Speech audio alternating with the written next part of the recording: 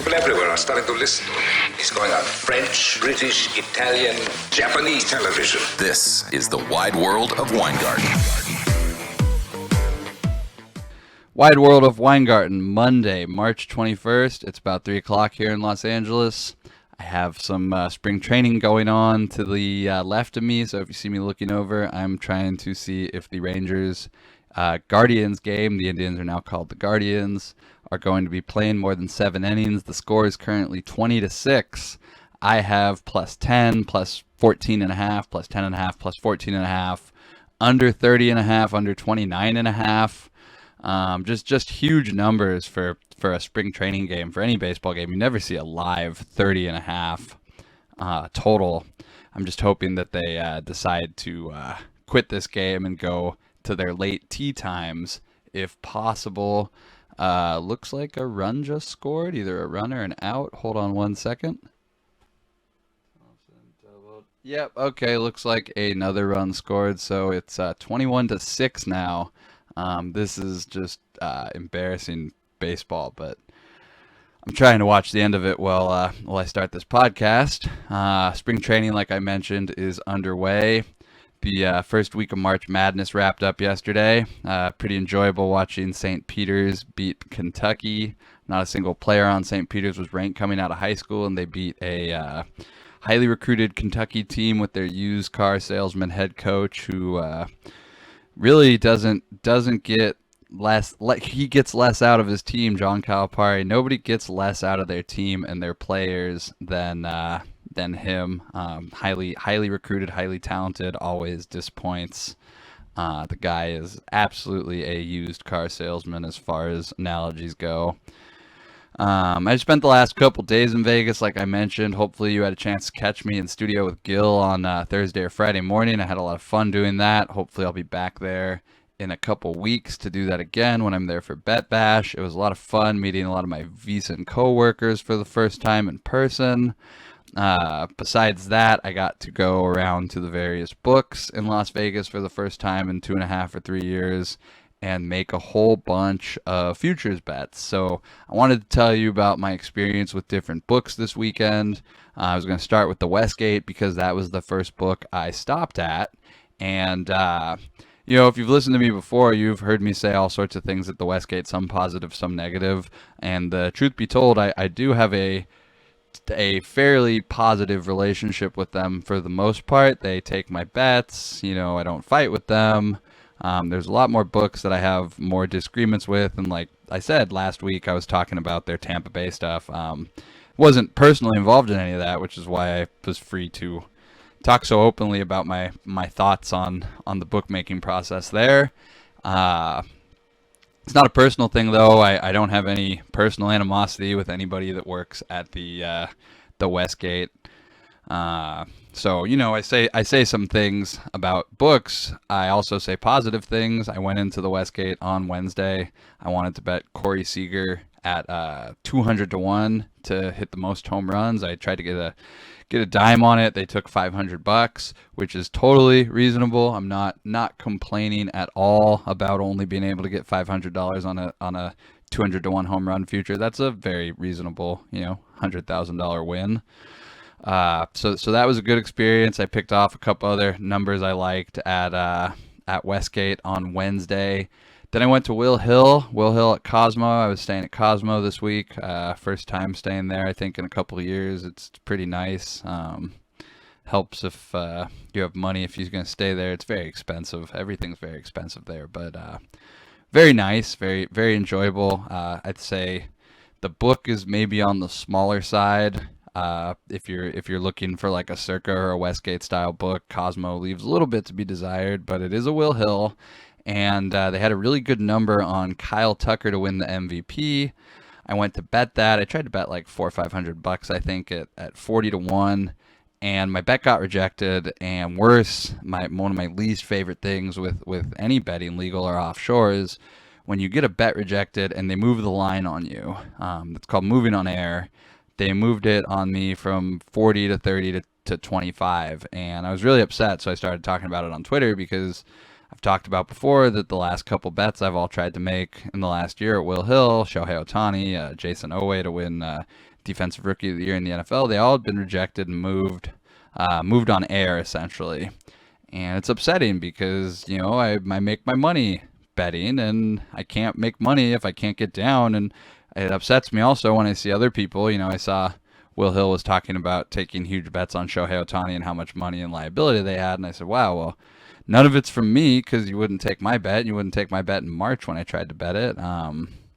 But that's how it is. Like, I said, that's the way it was. That's the way it was in the past. I complained, though. I complained about this Kyle Tucker bet moving on air, and somebody from Will Hill actually reached out to me personally to explain what happened, and we had a conversation, and I told them much of the things I told you just now, that my previous bets had all been moved on air, and it's upsetting, and, I'm not trying to be a jerk and blast people on Twitter for no reason, but it's my only recourse when my bets continue to get rejected like that.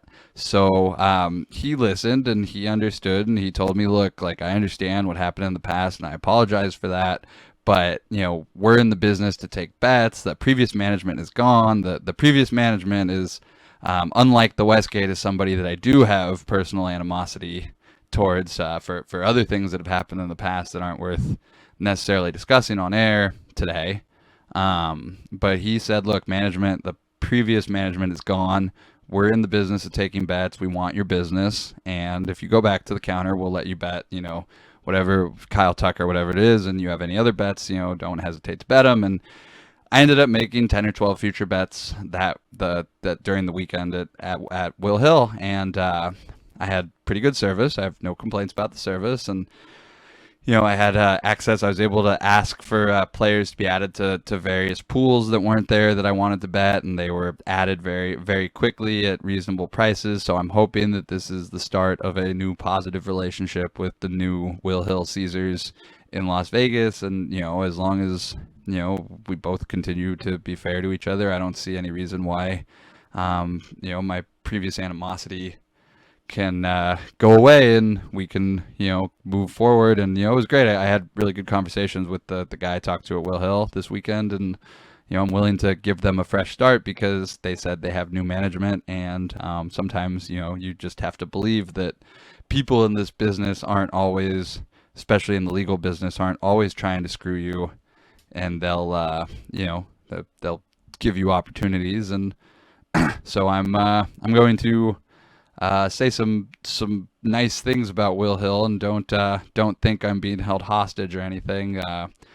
Like I said, they made the thing that wasn't right, and I appreciate that. A lot of books don't even go out of their way to even do that much, and in this business, customer service is very important, and it's greatly appreciated, which leads me to the third book that I spent the most time with in Las Vegas this week.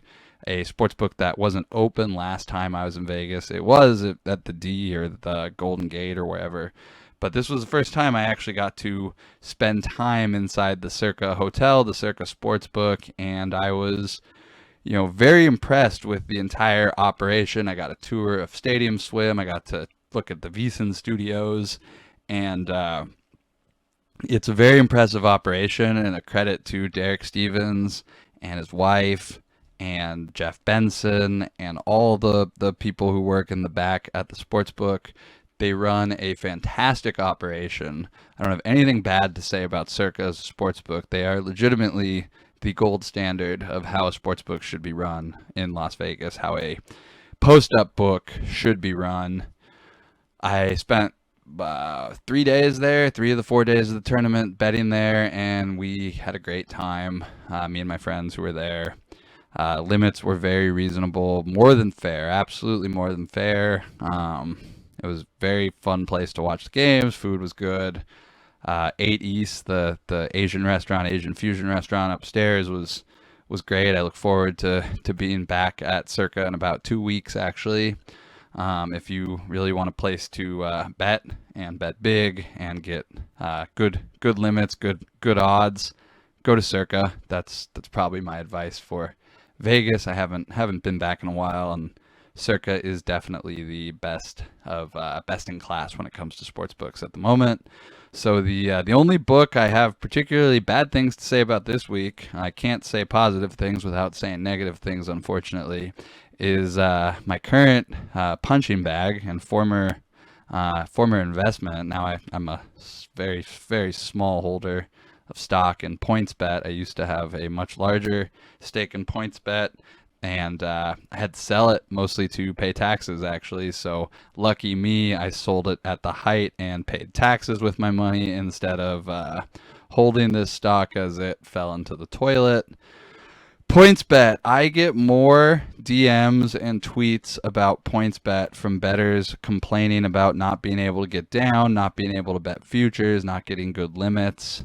And this week it was mostly about CJ Abrams. They had him listed at 40 to 1, 50 to 1 to win Rookie of the Year. And it was more like a novelty number, not a real number, because they don't take bets on any of these things. I don't know anybody, and I'm not saying this like because I don't like them or anything. I'm just saying this like I always say, I'll tell you the truth about books when they're good, and I'll tell you the truth about books when they're bad.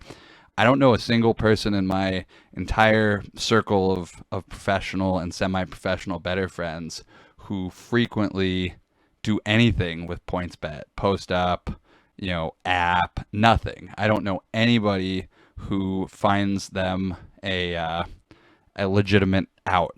I don't even look at their odds when it comes to futures, and I'm going through different futures, various books. I don't even consider them because I know, we won't get more than $100 on them if we're lucky. So, and it's not just me. I had so many tweets. I was tweeting about CJ Abrams this weekend when he was doing stuff and he was looking real hot, and someone's like, I can get $25 on this number. It's embarrassing. I always say, if you're going to post a future, you're a legal book, you're not going to take $500 on it, don't post it. Nobody asked you to post it. Nobody told you to post it. If you're going to post a number, take a limit bet on it and move it. If you're not going to do that, just stop wasting everybody's time. And like I said, I'm very happy I had to sell my PointsBet stock to pay taxes, because I'd be very upset if I was an investor, a larger investor in this company.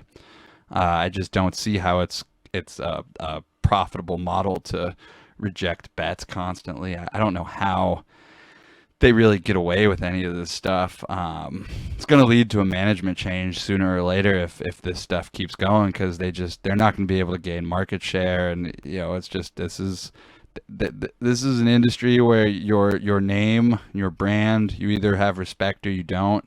And at this point, I can easily say that PointsBet has zero respect in the professional marketplace. So, I had very good things to say about Westgate, Will Hill, and Circa this week. I had to say some negative things about PointsBet, and the truth is the truth. They're going to have to change management. They're going to have to hire competent people, because everything they're doing now is not how you run a profitable sports book.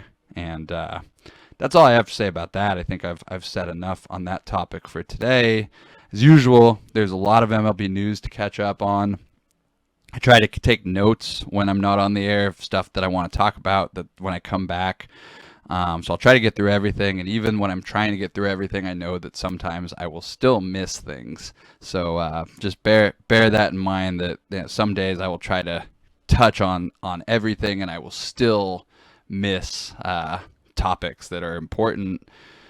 I see there's a walk in the Indians game. If you see, I'm kind of looking at the side of the screen every once in a while. The NFL has been usurping all other sports news every other day or so recently. Big news last week, obviously, was the Deshaun Watson trade. Finally got traded to the Browns. Probably a pretty good upgrade. I think we can all agree he's better than Baker Mayfield. But Allen Robinson going to the Rams was the one that got my attention the most, and obviously Matt Ryan going from Atlanta to Indy earlier today.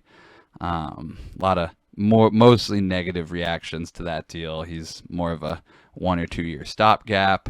But in general, it was a big week for the wide receiver deals. Devontae Adams got dealt to the Raiders for first and second round pick. Apparently, he'd been in Vegas house shopping last week, so maybe there was some indication that he was on the move. Kind of went over everybody's head. But everybody thought he was going to be back with the Green Bay Packers.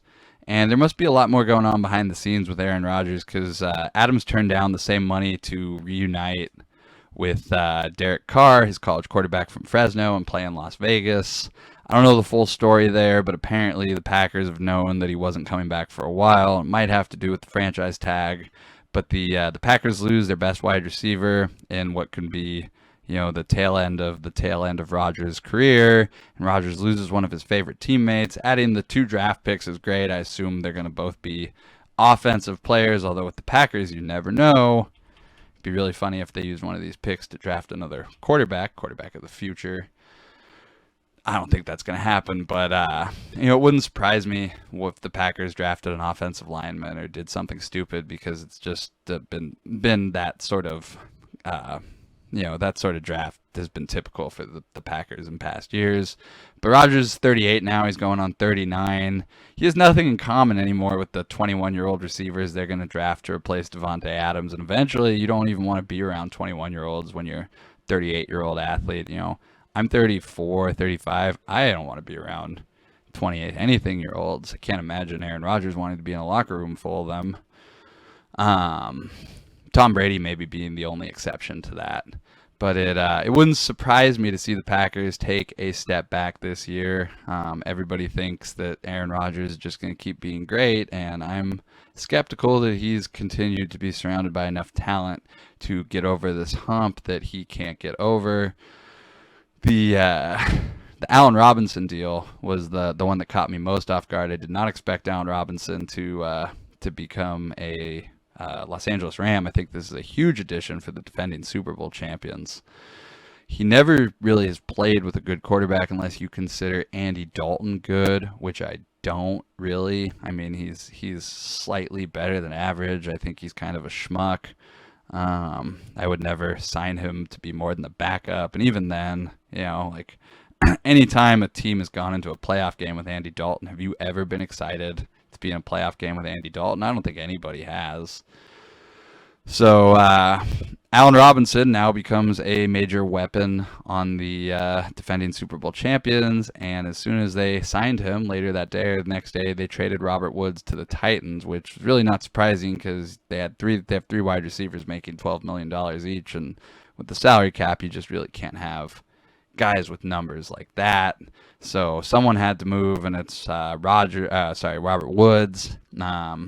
That's the way the NFL business goes. It's a crappy thing when the business of the NFL sees your favorite players and the leaders on your team traded away. But just remember, next time you hear the Rams front office or anybody in the NFL talk about guys exemplifying their team culture, leadership, and values, these things only really matter so much. But they actually mean way less than whatever the value of Allen Robinson over Robert Woods is to the Rams front office. And it's a ruthless business, the business of the NFL and of all sports. And that's one of the hardest jobs as a GM is you just have to know that everybody is always replaceable, and you got to get rid of your own players. Good GMs, that's why they are successful, is because they know how to kind of disconnect their emotions and make hard moves like that. Like, nobody wanted to trade Robert Woods, but they had to. That's just the way the NFL works. So I'm going to take a quick break right now, possibly watch the last at-bat of this baseball game, see what's going on. I'm going to take a quick break. You'll hear a sponsor thing real quick, and I will be back. We're going to talk a lot about what's going on with baseball and everything in spring training, so hold on tight. I'll be back in a minute, and we'll talk about baseball. All right, going to take a break real quick. Welcome back. Second half of the show. Got a lot of baseball stuff to go over. This Texas Rangers game just won't end on me. They got a pitching change. We'll see what happens, but hopefully this is the last out of the game. They call it after 7 innings. We'll see. Hold on 1 second. I just want to see how many guys are on base real quick. Looks like bases loaded, so I'm going to have to fade a bases loaded 2 out bases clearing hit or something, grand slam maybe, to maybe get this under if it can go, if they can call it after 7 innings. Life of a professional spring training gambler, man. Doesn't get more exciting than this. It's actually not very exciting at all. I'm not particularly enjoying it, to be honest. But yeah, I said there's a lot of baseball to talk about. There really is a lot of baseball to talk about. Earlier today, I watched Marlins pitcher Max Meyer pitch. He threw 4 innings, no hits, no runs, 5 strikeouts. He was a first-round pick. He's probably number 6 in the rotation right now. On a better team, on a more serious team, on a team that was committed to winning, he would have a shot to break camp with the starting rotation. Yep, looks like they got 2 runs, so we're at 29 runs. I think I got to fade 1 more run or 2 more runs. Men on second and third, naturally.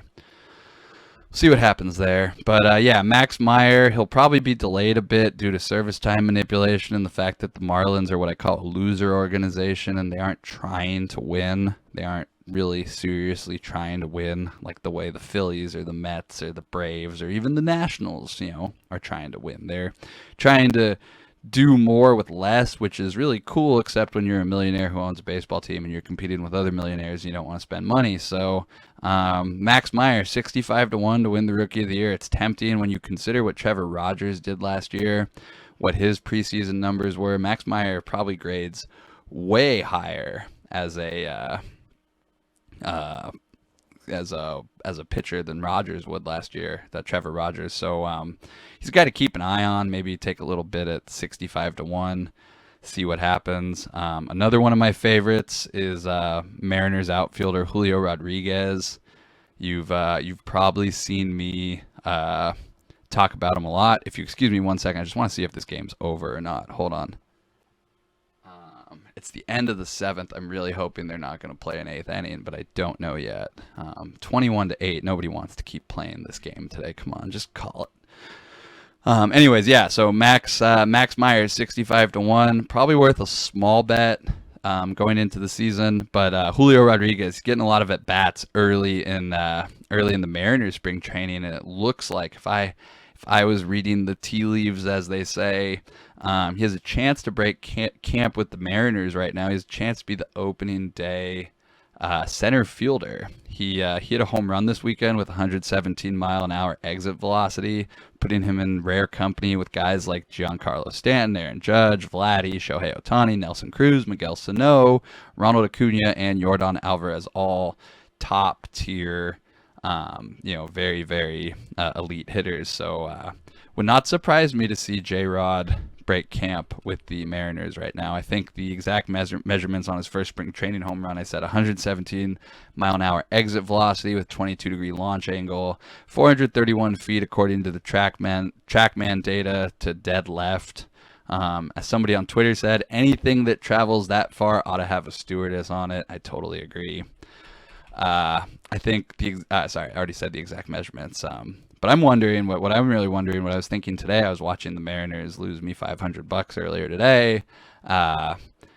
Is it possible that Jared Kelenic is going to be on the minor league roster in April, and Kelnic's going to be in Tacoma, and J-Rod's going to be the starting center fielder to start the Mariners season? I think that's a very, very distinct possibility. I have not been impressed with the quality of some of Kelnic's at bats early in camp. So, I would really not be surprised if Kelenic gets some more time in the minors, and it wouldn't even surprise me if he gets traded at some point this season. I think he and the Mariners, the front office, have just been a bad fit for each other, and it really, to me, I know he had a management change this offseason, but to me, he just seems like a guy that might just possibly need a change of scenery to jumpstart his career. Not that he had a terrible rookie season. He did underperform, and the Mariners did him no favors, bouncing him back and forth like the way they did. But I have a lot of Rookie of the Year bets on Julio Rodriguez at prices at 20, at 16, at 8-1. I suspect that it's going to drop a little bit further if he makes the opening day roster. And Shane Baz, one of the pitchers on Tampa, who was like a 6-1, 7-1 favorite, who was way overpriced to begin with, according to my numbers, has been shut down for about 3 weeks at least. So I really see no reason why J-Rod should be, behind Shane Baz, where he is currently. I would expect those numbers to flip. My current price on Shane Baz, I don't really actually know which one it is. B-A-Z is his last name on Tampa. My current price would be between 40 and 50 to 1 on him. So go ahead and drop those numbers if you like at other sports books. No reason to keep him where he is. He's not going to pitch enough innings to really even qualify for a Rookie of the Year as far as I'm concerned. But minor league writer Joe Doyle, who I follow on Twitter, tweeted out today that there's a whole lot of superstar qualities in Julio Rodriguez. He's looking more like Ronald Acuna Jr. these days rather than a power corner guy. His tools have seemingly jumped in another gear every single winter. O'Neal Cruz, another guy I wanted to talk about. He hit a home run this weekend. There was a nice highlight video of it. He's 6'7". I've talked about him a bunch of times. I call him a unicorn. He was able to reach down and get a ball on the ground way out of the strike zone and launch it straight up for a home run. Incredibly hard thing to do. Easily one of my favorites. There's a reason he's the favorite for NL Rookie of the Year. The StatCast numbers took a little bit for StatCast to figure out how to calculate a ball with a launch angle like that. But he was able to hit it 413 feet with an exit velocity of 97.2 miles an hour, he was able to generate power swinging from one knee, which is very hard to do. There's very, very few players in baseball that could swing and connect on balls that O'Neal Cruz can. Unfortunately, like the Marlins, the Pirates are what I call a loser franchise. They aren't committed to winning. They aren't even really committed to trying to win. They're just, they're cheap. They're just really, really cheap. I think that's the best way to describe them. And they're not going to get any better until a new owner buys them and injects a whole bunch of money into the team, which I'm not sure is going to happen anytime soon. But the Pirates, they're going to point to Cruz's 13 errors and 54 games at shortstop at Double-A last year as a reason to start him back at Triple-A this season. But again, it's just like everything else. It really just comes down to service time manipulation and the Pirates just not being committed to being a winning franchise. Like, winning teams don't do this to players. This is what loser teams who try to save, $500,000 here and there do because their owner wants them to not spend money. So, you're stuck with what you got, and, the mandates come from above. You do what the boss tells you. I would absolutely not bet Cruz at 3-1 for NL Rookie of the Year. I think that's a terrible, terrible number. I do think they're going to start him in the minors, and if they do start him in the minors, as I suspect, you'll see that number drift from 3 to 4-1 to 5, 6, up to 10 maybe, and then you can get in because the numbers in April don't necessarily matter for Rookie of the Year as much as the numbers in later in the season in May or June or July, etc. But yeah, I would not bet Cruz at 3-1 at this current price, knowing that he's likely going to start the season in the minors.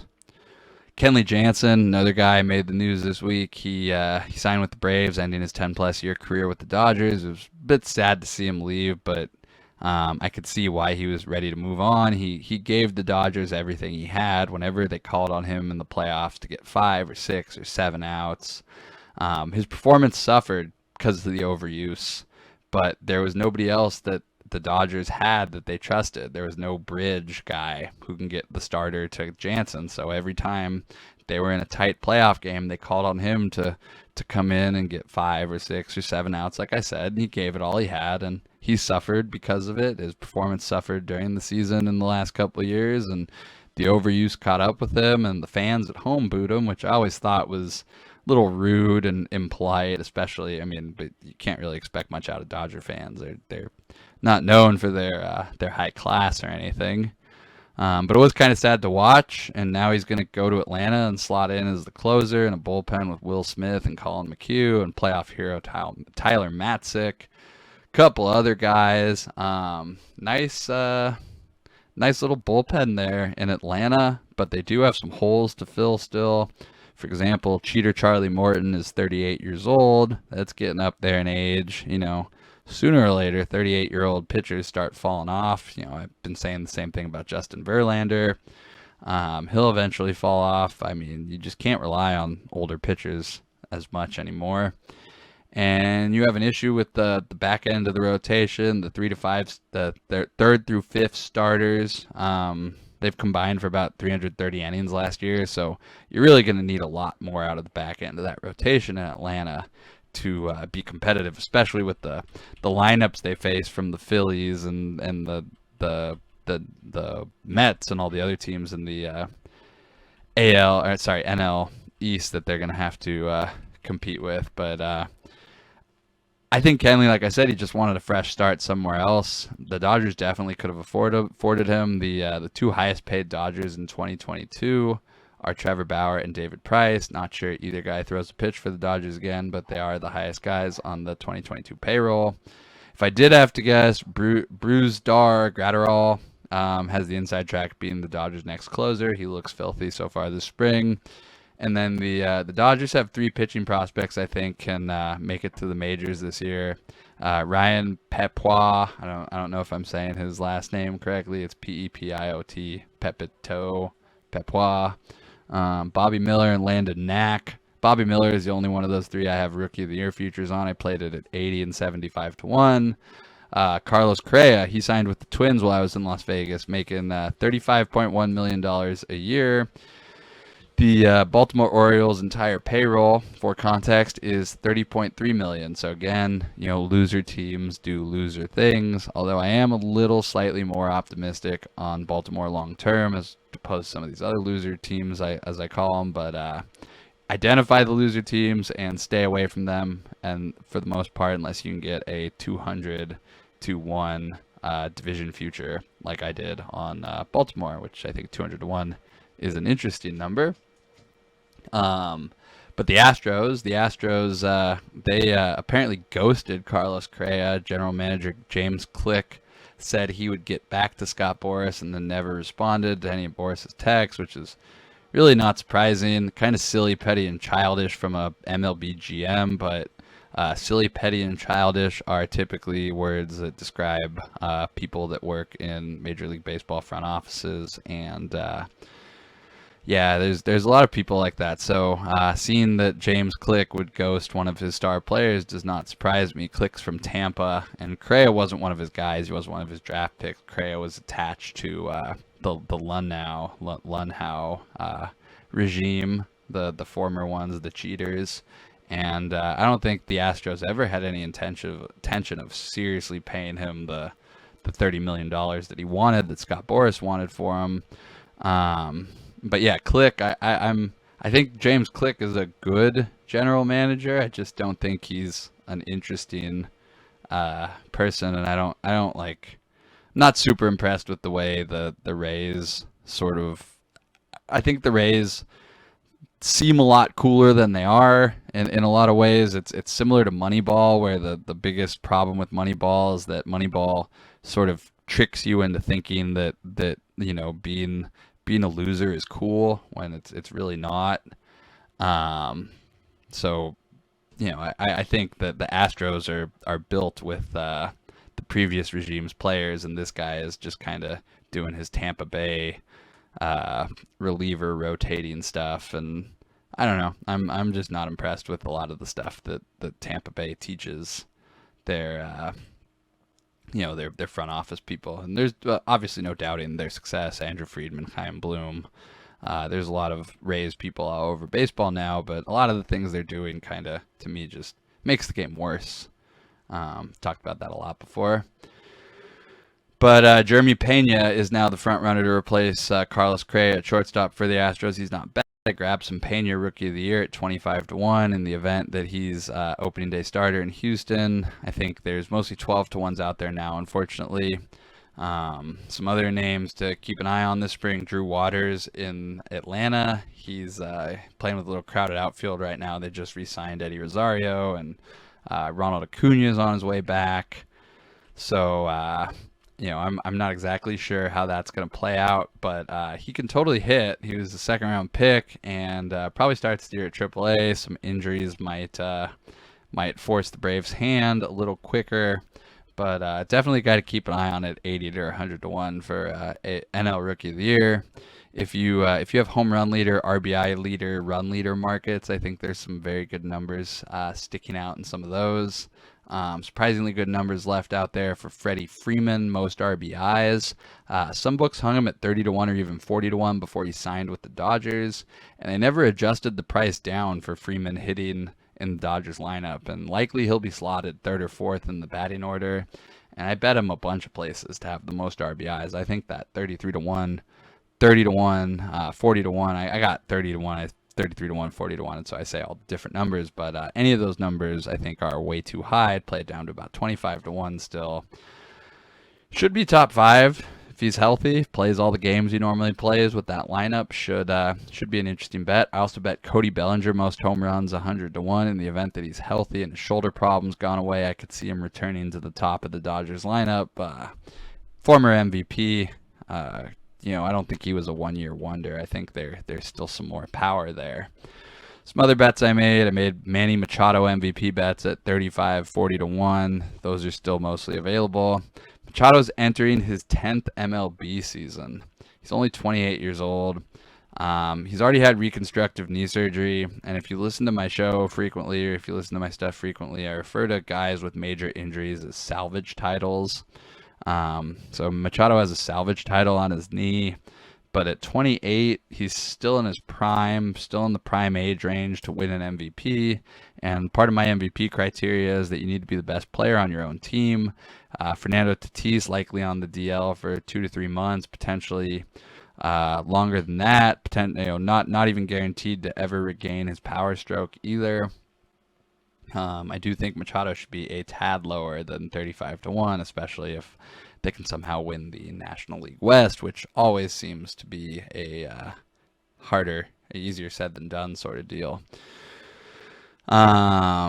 Machado, I said I think he's an MVP candidate. I like him at like 35 to 1. But the other guy we talked about last week, I'm probably not going to talk about him much for a while, but because he's out, is Fernando Tatis Jr. I actually ended up making an MVP bet on him at 300 to 1 while I was in Vegas. The whole reason, the story behind this was that he was 100 to 1 when I got on the plane Wednesday morning, and I would have bet 100 to 1 anyways. Early last year, a similar situation happened with Fernando Tatis where he injured himself and he was potentially headed towards surgery until deciding he wouldn't have surgery. So he ended up, in a sort of a limbo state for a day or two while they were waiting for medical results.